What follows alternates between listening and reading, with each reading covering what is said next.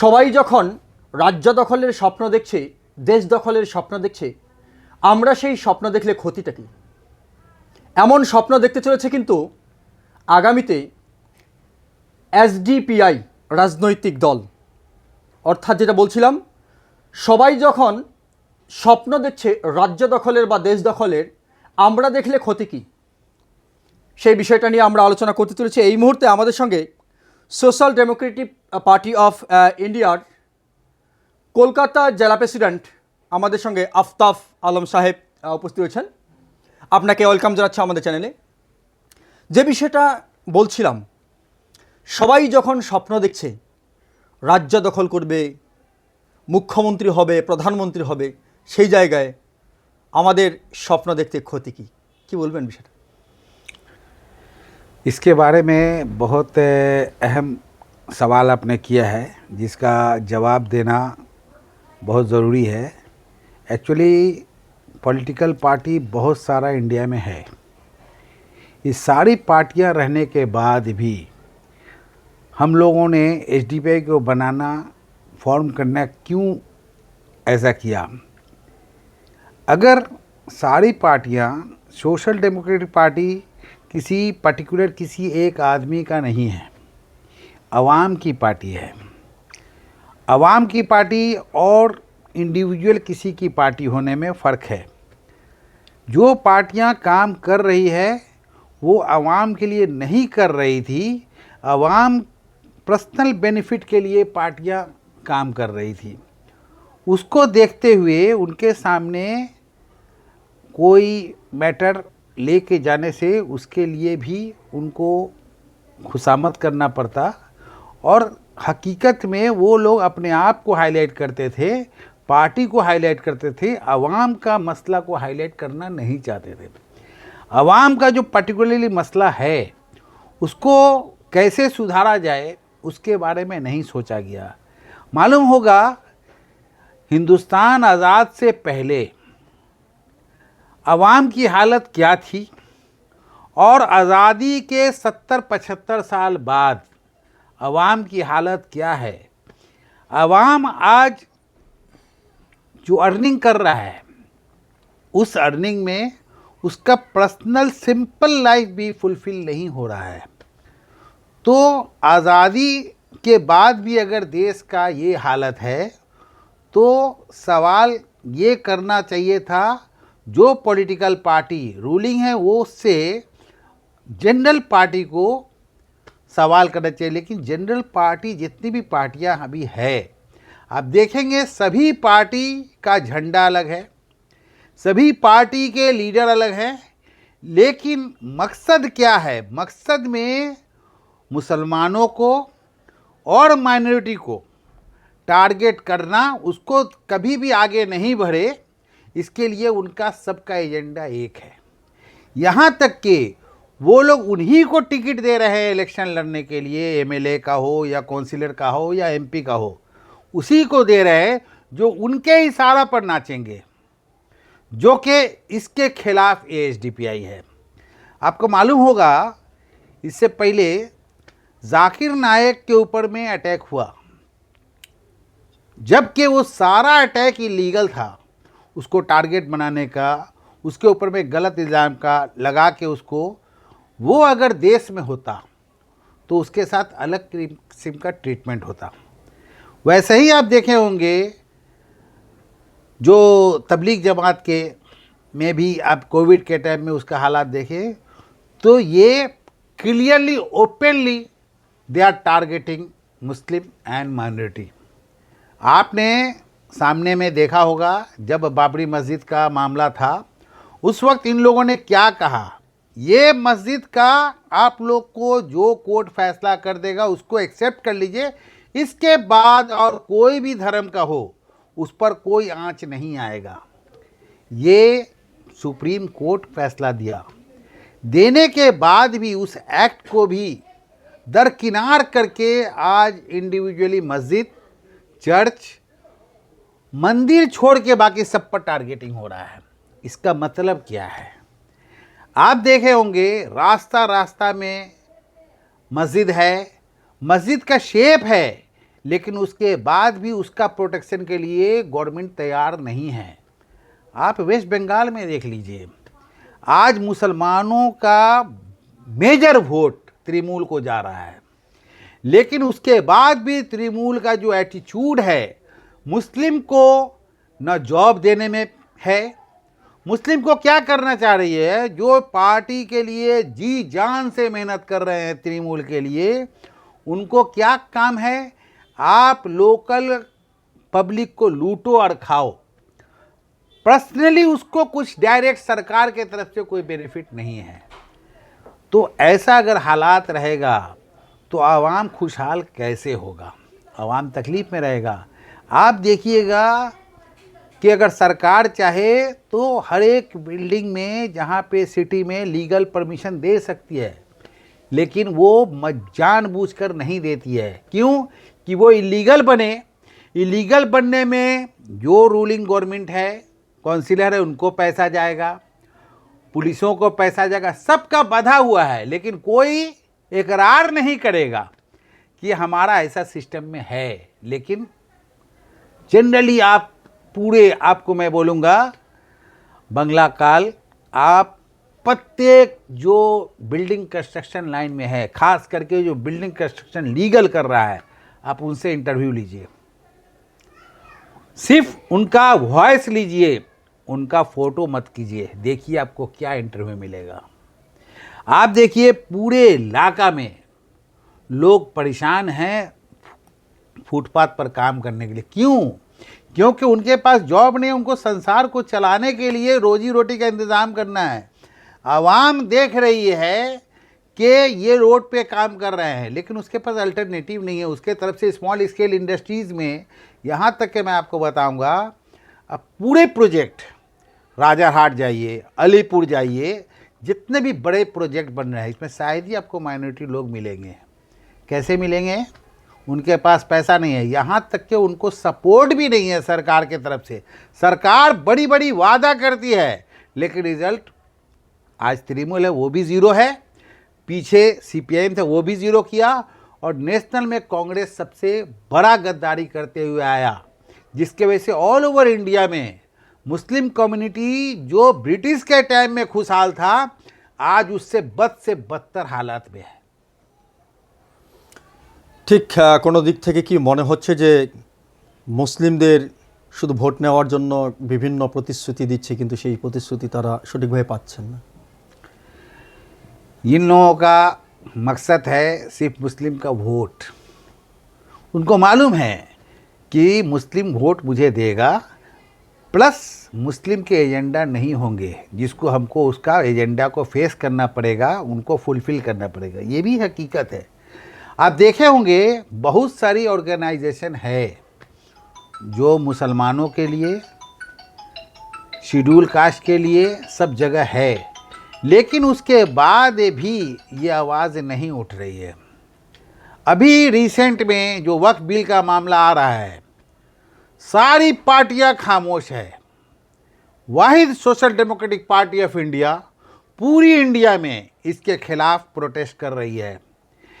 ये वक्फ बिल जो पास होगा उसमें क्या नुकसान होगा वो तो बहुत लंबी स्टोरी है, वो आम जनता को भी मालूम हो गया, यहाँ तक के मुसलमानों को भी मालूम हो गया, और सारी पॉलिटिकल पार्टी को भी मालूम हो गया। अगर मुसलमानों की वोट पॉलिटिकल पार्टी ले रही है तो फिर इस इशू पे वो आवाज़ क्यों नहीं उठा रही है?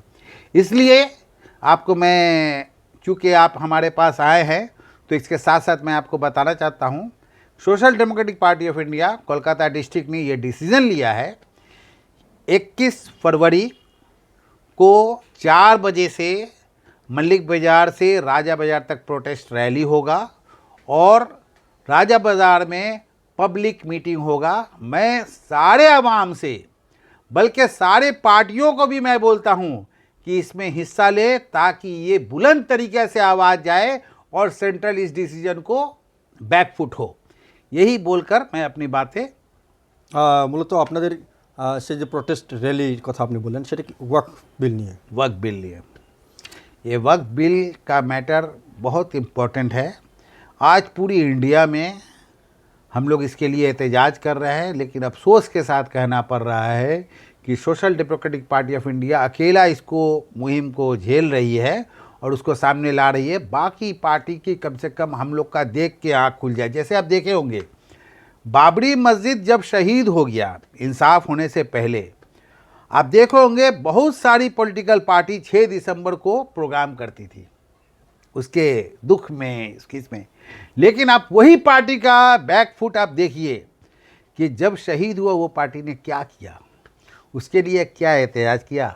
जो रूलिंग पार्टी थी वो भी 6 दिसंबर को दुख जताती है बाबरी मस्जिद के लिए, लेकिन हकीकत में वो रूलिंग में रहते हुए उसके लिए क्या किया। वो चाहता तो बहुत कुछ कर सकता था। ऑल ओवर इंडिया में बाबरी मस्जिद जब शहीद किया गया, उस पर सारे पॉलिटिकल पार्टी अपने आप को सेफ लाइन लेके चले। और आज तो ऐसा हालात हो गया है कि जो भी पार्टी है, इंडिविजुअल पार्टी, उसमें कांग्रेस बोलिए, सीपीआई बोलिए, तृणमूल बोलिए, इंडिविजुअल जितनी पार्टी है, ये डर रही है कि अगर हम आवाज़ उठाएंगे तो मुझे फॉल्स एलिगेशन डालकर बीजेपी अंदर करेगा, फॉल्स एलिगेशन डाल के मुझे पर केस डालेगा। लेकिन एसडीपीआई उससे पीछे हटने वाली नहीं है। তবে আপনি বলছিলেন সেই সময় যারা ক্ষমতায় ছিল তারা কিছু করতে পারেনি বাবরি মসজিদের বিষয়ে। তবে কি মনে হচ্ছে যে কংগ্রেসের গাফিলাতির কারণে আজকে বাবরি মসজিদ মুসলিমদের হাতছাড়া হয়েছে? पूरा प्लानिंग कांग्रेस के रूलिंग टाइम में हुआ। ये यहाँ तक के बाबरी मस्जिद जो शहीद हुआ वो भी कांग्रेस रूलिंग पार्टी के तहत हुआ। रूलिंग के बाद भी वो हुकूमत में रही। नरसिम्हा राव ने वादा किया कि फिर से मैं बना दूंगा। रूलिंग में रहते हुए भी उसका इम्प्लीमेंट नहीं किया। बाद में मनमोहन सिंह आए, उन्होंने भी कुछ नहीं किया। बीजेपी तो नेक्स्ट चैप्टर है, वो अपना एजेंडा को उसको समझ में आ गया कि कांग्रेस इनडायरेक्टली हमारे सपोर्ट में है, तो इसलिए उन्होंने स्टेप लिया और उसके बाद सारा कुछ को सेटअप किया। सेटअप करने के बाद ही जब सारा चीज़ उनको क्लियर हो गया कि हम जो भी फैसला करेंगे उसको मुसलमान मान लेगा, और उसको एक गेम प्लान की तरह सजा के कोर्ट बोलिए जो भी बोलिए सामने में ला के रख दिया। मुसलमानों ने बर्दाश्त तो कर लिया, लेकिन उस वक्त भी एसडीपीआई ने ये कहा कि जब तक हम लोग हैं, हम लोग इसका आवाज़ उठाते रहेंगे, हम इसको भूलने नहीं देंगे जनरेशन दर जनरेशन को। इसमें बहुत सारे नॉन मुस्लिम भी हैं जो चाहते हैं कि ये फैसला गलत हुआ, लेकिन इंटरनली बोलते हैं, माइक के सामने बोलने में उन्हें भी महसूस होता है कि कुछ ना कुछ खतरा है, मुझे क्या ज़रूरत है बोलने की। आज देखिए बहुत सारे चर्च पर हमले हुए, एसडीपीआई ने उसको खुलकर सामने लाया, लेकिन अफसोस के साथ कहना पड़ता है कि बाबरी मस्जिद के लिए वही कम्युनिटी खुलकर सामने नहीं आया। मुस्लिम चाहती है कि इंसाफ हो। इंसाफ करने के लिए पार्टी का होना जरूरी नहीं है। आवाम अगर चाहेगी सरकार से इंसाफ तलब करने का तो वो ले सकती है कि, लेकिन आप अगर हक पर है तब। हक पर अगर आप रहने के बाद आप अगर आवाज़ नहीं उठाएंगे तो आपको इंसाफ हिंदुस्तान में नहीं मिलेगा। आपको इंसाफ लेने के लिए आपको हक के लिए आवाज़ उठाना पड़ेगा। आज देखे होंगे पार्लियामेंट में रूलिंग पार्टी अगर कोई डिसीजन लेता है, कुछ लोग आवाज़ उठाते हैं ना, भली हो या नहीं हो, लेकिन आवाज़ अगर वो हाउस पूरा आवाज़ उठा दे तो ये मामला नहीं होगा। ये वक्फ बिल रूलिंग पार्टी के अलावा भी पार्टी उसमें शामिल है बोल के वो चीज़ इम्प्लीमेंट हो रहा है। अगर वो सारी पार्टी अगर अगेंस्ट होगी तो ये इम्प्लीमेंट कभी नहीं हो सकता है। एसडीपीआई अभी एमएलए उनका नहीं है, एमपी नहीं है, लेकिन एजिटेटिव पॉलिटिक्स में नंबर 1 में social Democratic Party of India है। खास करके जो एकदम जेन्युइन होगा उस पे हम लोग कोई भी जगह एसडीपीआई गलत का साथ नहीं देगा, लेकिन अगर हक का बात होगा चाहे किसी धर्म का हो, उसके लिए एसडीपीआई खड़ा हुआ मिलेगा आपको। একটু আমরা পশ্চিমবঙ্গ সম্পর্কে সংক্ষেপে একটু আলোচনা করব, অনেক কথা বলেছি। পশ্চিমবঙ্গের রাজনীতিতে দেখা যাচ্ছে বর্তমান বাম কংগ্রেস বিধানসভায় শূন্য, কংগ্রেস লোকসভার ক্ষেত্রে একটি মাত্র আসন নিয়ে তারা সন্তুষ্ট। তাদের এই যে পরিণতি, এই পরিণতির পিছনে কি মনে হচ্ছে, কি বলবেন? एक्चुअली कांग्रेस यहाँ बैकफुट नहीं हो सकेगा। कांग्रेस को भी लोगों ने वेस्ट बंगाल का देख चुका है, जो भी 1-2 सीट था वो भी ख़त्म हो गया। सीपीआईएम का तो चांसेस ही नहीं है, उनके अपने लोग ही जो कैडर थे 35-35 साल वो उनका साथ छोड़ दिए, तो पब्लिक का तो बात ही छोड़ दिए, क्योंकि कहीं ना कहीं उनका भी डिसीजन। बाकी बच गया तृणमूल। अभी जो तृणमूल जो पॉलिटिक्स कर रहा है डिपेंडेंट ऑन मुस्लिम, ये पूरा क्लियर है। बाकी स्टेट के तरह यहाँ भी डिवीज़न हो रहा है। अब डिवीज़न मीन्स एक माइनॉरिटी नॉन मुस्लिम है, जिसमें शेड्यूल कास्ट शेड्यूल ट्राइब है। शेड्यूल कास्ट शेड्यूल ट्राइब के ही लोग बोलते हैं कि हमारे लोग को हकीकत समझ में नहीं आ रहा है, या कुछ लोग लालच में उधर हैं। तो ये तो शेड्यूल कास्ट कम से कम बोल रहा है, लेकिन मुस्लिम कम्युनिटी के लोग ये भी नहीं बोल रहे हैं, बोलने के लिए तैयार नहीं हैं कि हमारे लोग जो तृणमूल में हैं वो किस लालच में है। वो ये सोच रहे हैं कि मेरा फ़ायदा होगा, लेकिन हकीकत में सबसे ज़्यादा घाटा में वही है। आप देख लीजिए, आपके सामने में है, मुर्शिदाबाद में पॉपुलेशन कितना है। इतना पॉपुलेशन होने के बाद भी, मैं अभी कुछ दिन पहले गया था, हमारे पार्टी का एसआरसी उधर में था लाल बाग में, तो मैं वहाँ गया। वहाँ का सड़क का हालत, वहाँ के लोग रोज़ी रोटी के लिए टोटो चला रहे हैं।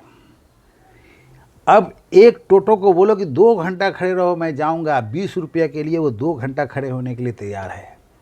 इसका मतलब उसको मार्केट में भाड़ा नहीं मिल रहा है, मजबूरी में वो खड़े हैं। अगर उनको फुलफ़िल होगा, वो कैपिटल लगा के भी उनका रिटर्न नहीं है। इस तरीके से आम लोग रोज़गार के लिए सब बाहर जा रहे हैं, क्योंकि कहीं ना कहीं ये भी खटक रहा है। जो भी कम्युनिटी को खटक तो ज़रूर रहा है कि मुस्लिम कम्युनिटी को हम लोग जॉब नहीं दे रहे हैं, न के बराबर जॉब है। प्राइवेट कंपनी भी अब इनडायरेक्टली अवॉइड करना चालू कर दिया। एजुकेशन लेने के बाद जो फॉरेन जा रहे हैं वो अलग, बाकी लोग क्या कर रहे हैं, स्किल वर्क में, चाहे वो राजमिस्त्री बोलिए, कारपेंटर बोलिए, इलेक्ट्रिशियन बोलिए, मार्बल फिटर बोलिए, या प्लम्बर में बोलिए, इसमें ये कम्युनिटी सबसे नंबर 1 में है। और जो जॉब कर रहे हैं, मोदी जी बोल रहे हैं कि चाय बेचो, वो चाय वाला से भी ज़्यादा कमा रहे हैं, और नौकरी नहीं है उनका। लेकिन आज वहाँ करेंगे, अगर उनको एक दिन भी लगेगा कि यहाँ ठीक नहीं है, छोड़ेंगे, दूसरा जगह जाएंगे, क्योंकि स्किल का डिमांड है। और आने वाला टाइम में मैं ये सजेशन दूंगा मुस्लिम कम्युनिटी को, एजुकेशन के साथ साथ स्किल भी हासिल कर लो, कि आपका एजुकेशन रहेगा, आपको जो जॉब मिलेगा आने वाले टाइम में, एजुकेटेड को जॉब मिल रहा है 10,000 और स्किल वाला कमाएगा 45,000। अभी कमा रहा है, अभी आम लोग कमा रहे 10,000 और वो लोग कमा रहे 40,000। तो स्किल के ऊपर में निर्भर कीजिए, यही आपका सहारा है। बाकी सरकार आपके साथ जो करना है वो तो करे। आप देखे होंगे अभी हाल फिलहाल में, ये शब बारात के टाइम में नेक्स्ट डे आपको ब्रेड दुकान में नहीं मिल रहा है, ब्रेड पावरोटी। मैं पूछा क्या भाई पावरोटी नहीं मिल रहा है? बोले वो सब रात में जगा है, सब लेबर सो गया, तो आज पावरोटी नहीं। एक ही दिन मुस्लिम कम्युनिटी जो स्किल वर्क छोड़ता है तो पूरा सिस्टम ब्रेक डाउन हो जाता है। आप देखिएगा, आज आपको मिल रहा होगा रेडीमेड फर्नीचर, रेडीमेड गारमेंट। क्या वजह क्या है कि उनको ये पता है कि अगर वो सिस्टम में आएगा तो उसको दिक्कत होगा, इसलिए वो सारा चीज़ को चाह रहे हैं इम्पोर्ट कर ले। अभी जनरल बहुत सा दुकान में आप देखिएगा चाइना का फर्नीचर आ रहा है, यहाँ फर्नीचर बनाएंगे, मुस्लिम कम्युनिटी का हालात सुधरेगा, इसलिए वो फर्नीचर इंपोर्ट कर रहे हैं कि यहाँ का आदमी को वो जॉब से भी हाथ धोना पड़े। आज देखिए वो आने वाला टाइम में इस तरह का मामला भी आ रहा है, ब्रिक्स बनाने का सिस्टम भी चेंज हो गया, प्लास्टर का सिस्टम चेंज हो रहा है, ऑटोमेटिक मशीन से प्लास्टर हो रहा है। तो ये सब चीज़ में प्लानिंग किया जा रहा है ताकि लोग बेकार हो जाए और हमारा झंडा ढोए। সর্বশেষ রাজনৈতিক বিষয়ে একটা প্রশ্ন করছিলাম, তো অনেক কথা হলো। বাংলার রাজনীতিতে যেহেতু আপনারা চেষ্টা করছেন এগিয়ে আসার একটা আপনাদের পরিকল্পনা রয়েছে, সেই জায়গায় দাঁড়িয়ে বর্তমান বাংলার রাজনীতিতে শাসক দল এবং প্রধান বিরোধী দল এ দুটো দলের মধ্যে আপনার পছন্দের দল কোনটা? দেখুন, আমি আগেই আপনাকে বললাম, हर एक इतनी सारी पॉलिटिकल पार्टी रहने के बाद एसडीपीआई पार्टी को बनाने की क्या ज़रूरत थी, इसका मैं एक्सप्लेनेशन आपको दिया। क्योंकि बाकी पार्टी का झंडा अलग है, डंडा सेम है। They are already targeting which community I have also telled you. তাহলে পদ্ম এবং জোড়াফুল উভয়ের মধ্যে একটা সংযোগ রয়েছে মনে করছেন? নিশ্চয়ই, এই জন্য আমরা actually social Democratic party of India West বেঙ্গলে অ্যাক্টিভলি কাজ করছে, এজিটেশন করছে, কিন্তু এখনই পলিটিক্যাল সিস্টেম এটা হয়ে গেছে কি প্রচুর টাকা রুলিং পার্টি খরচ করছে। each and every club they are hiring openly and they are taking vote legally illegally। এটাও ইলেকশন কমিশন পর্যন্ত জানে, তারপরেও ইলেকশন কমিশনও কিছু করতে পারছে না।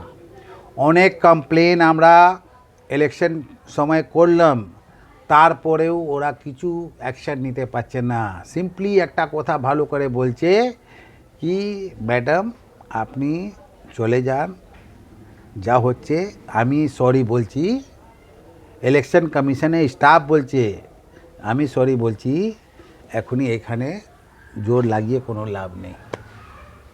এইরকম সিচুয়েশন ইলেকশন কমিশন যে বলছে, তার পুরো পুলিশ ডিপার্টমেন্ট সব আছে। আমরা দেখছি ইলেকশনের সময়ে যে ইন্ডিপেন্ডেন্ট ক্যান্ডিডেট আগে জিতে যেত, এখনই ওটা হতে পারছে না। কেন? অলরেডি বোগাস ভোটের সিস্টেম এসে গেছে। বা বিজেপি তো অন্যভাবে বোগাস করছে, রুলিং পার্টি অন্যভাবে করছে, কিন্তু ওরা যদি ওপেনলি ভোটিং সিস্টেমকে ট্রান্সপারেন্ট করবে, একদম চেঞ্জ এসে যাবে। ঠিক 2011 সালে তৃণমূল কংগ্রেস বাংলার মাটিতে প্রথম যারা তখন ক্ষমতায় আসে, সেই সময় দেখা গেছিল 34 বছরের বাম জামানার একটা জগদ্দল পাথরকে তারা উল্টে দিয়েছিল। মানুষ বেছে নিয়েছিল একটা নতুন রাজনৈতিক দল মমতা বন্দ্যোপাধ্যায়ের নেতৃত্বে, অর্থাৎ বাম এবং কংগ্রেস উভয়কে প্রত্যাখ্যান করেছে। বিজেপিও সেভাবে জায়গা পায়নি, কিন্তু তৃণমূল কংগ্রেস নতুনভাবে মানুষ যখন পুরনোদের প্রতি চাহিদা তারা যখন বিরক্ত হয়ে যায়, তাদের প্রতি চাহিদা আর থাকে না, তখন তারা চায় নতুনত্ব কিছু। সে জায়গায় কি এসডিপিআই পার্টি আগামী দিনে এই বাংলার রাজ তাদের হাতে থাকতে পারে বা মানুষ বেছে নেবে কোনো দিক থেকে মনে হচ্ছে? এই যে কোশ্চেন আপনি করেছেন,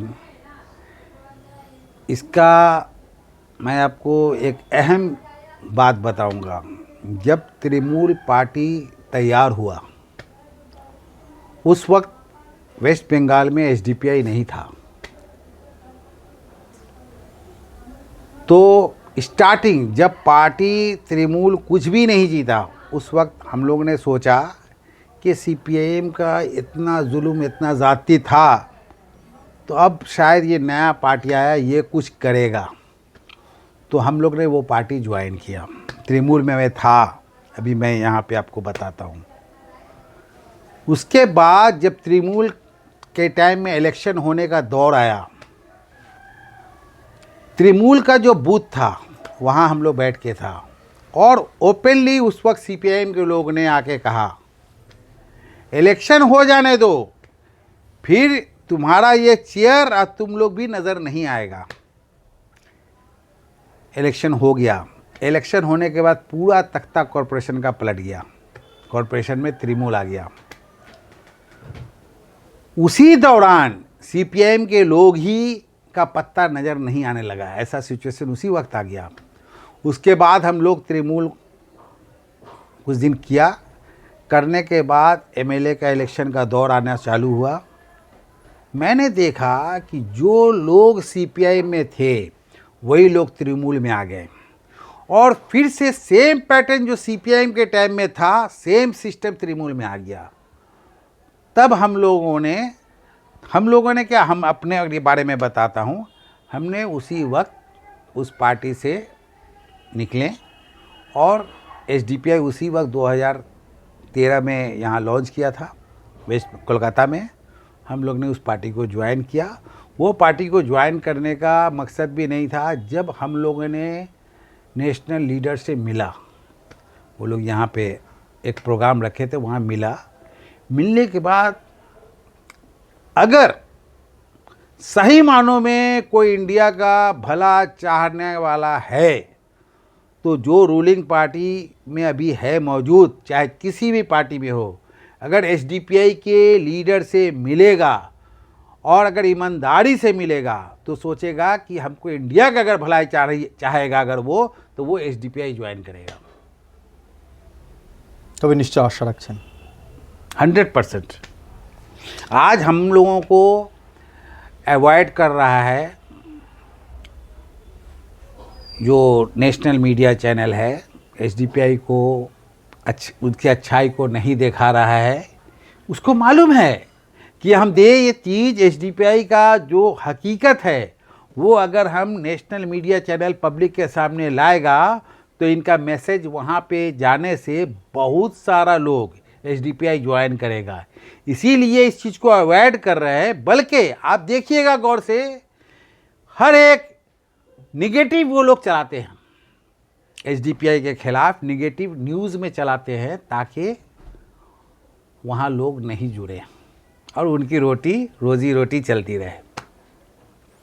ধন্যবাদ আপনাকে আপনার মূল্যবান সময়টুকু দেওয়ার জন্য। আপনাদের অসংখ্য ধন্যবাদ জানাচ্ছি, আপনারা যারা এতক্ষণ আমাদের সঙ্গে জুড়ে ছিলেন। আপনাদের বলতে চাই, আরও একবার আপনাদের বলবো যে আমাদের চ্যানেলটিকে লাইক এবং ফলো করতে ভুলবেন না।